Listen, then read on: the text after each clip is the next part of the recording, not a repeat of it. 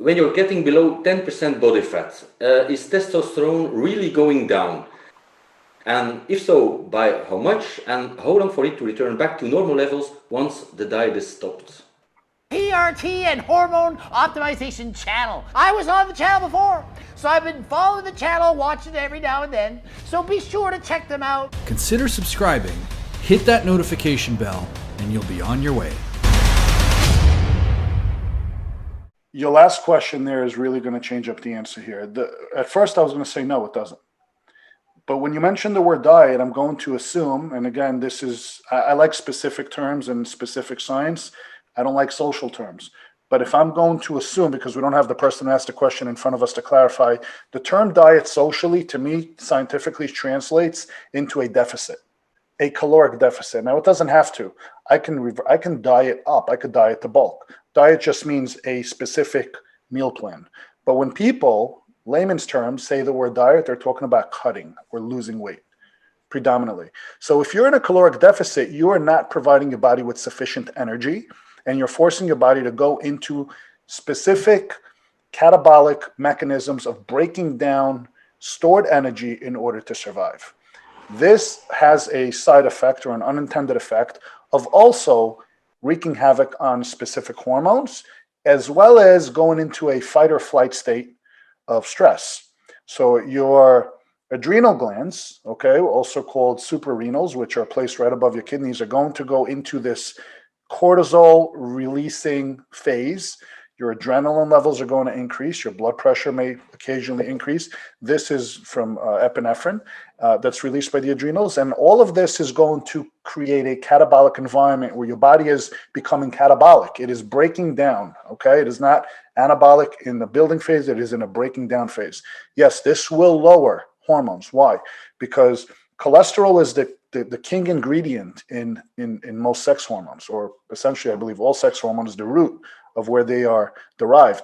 And your body is going to say, well, right now what I need to do is I need to form these hormones like epinephrine and cortisol and all these other hormones to help me deal with this stressful environment. I am less concerned with the anabolic hormones, such as testosterone and DHT and estradiol. I'm less concerned with those right now. I'm trying to hold on to what I have because I'm being eaten away alive, essentially. I'm using up my reserves. He's not feeding me enough, and I'm trying to hold on for dear life. So your body's going to be focused on the stress hormones more than the anabolic hormones, and this is a survival mode shift. So if you're dieting and you're in a caloric deficit, that is going to cause you a disproportionate shift in hormonal balance.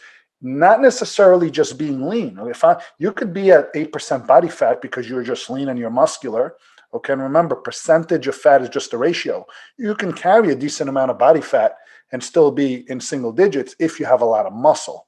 I can lower my body fat percentage by increasing muscle without effectively changing an ounce of fat, right? Because it's a ratio. It's a dilution factor, essentially. So if you're very muscular and fairly lean, you can still maintain a low body fat and still produce sufficient amounts of hormones, let alone if you're already on TRT and you're injecting your hormones. It is really the dieting aspect in the last part of that question that made me change my answer last minute, because that in and of itself is going to change the harmony within your endocrine system for the sake of survival. So if you're not dieting and you're just maintaining and you're lean all year round, you're not going to have a hormonal issue per se, as long as your lifestyle is conducive to optimal hormone levels. Okay.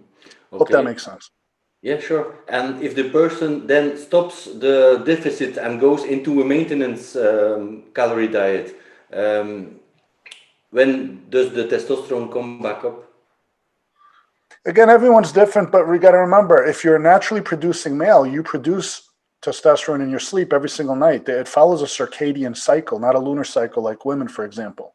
So we produce every single night. Okay, we peak and we drop and we peak and we drop. This is why we test our levels in the morning when we're looking at our natural levels, because this is when they peak. If they didn't peak and they only peaked once a month, we would say, hey, come back on the 17th of August and we'll check it. We don't care what day you're going. As long as you got a decent night's sleep, you didn't go out drinking the night before, you come in and you're well rested, and you're not coming in at 7 o'clock at night, and that's that's where we're going to check. But at the end of the day, if you're doing things correctly and you're eating sufficiently, I would say within a couple of days, you should be testing properly. Now, again, that doesn't mean just because your levels are bounced back, doesn't mean that all of a sudden the sense of well-being and everything in your life fixed itself overnight, because psychologically and physiologically, it may take time to adapt to changes socially in the real world compared to what's chemically going on inside our body.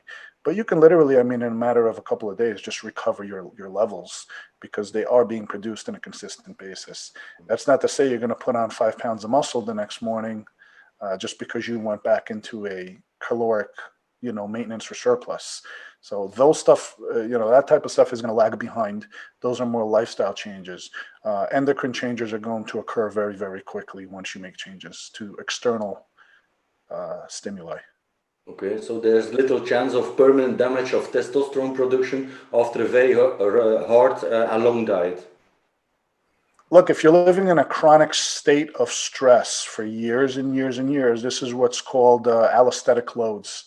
This will not just cause a breakdown of hormones, this will literally bring on cancer, rapid aging, heart disease, metabolic syndromes. Your body will break down very rapidly if you're under a chronic state of stress.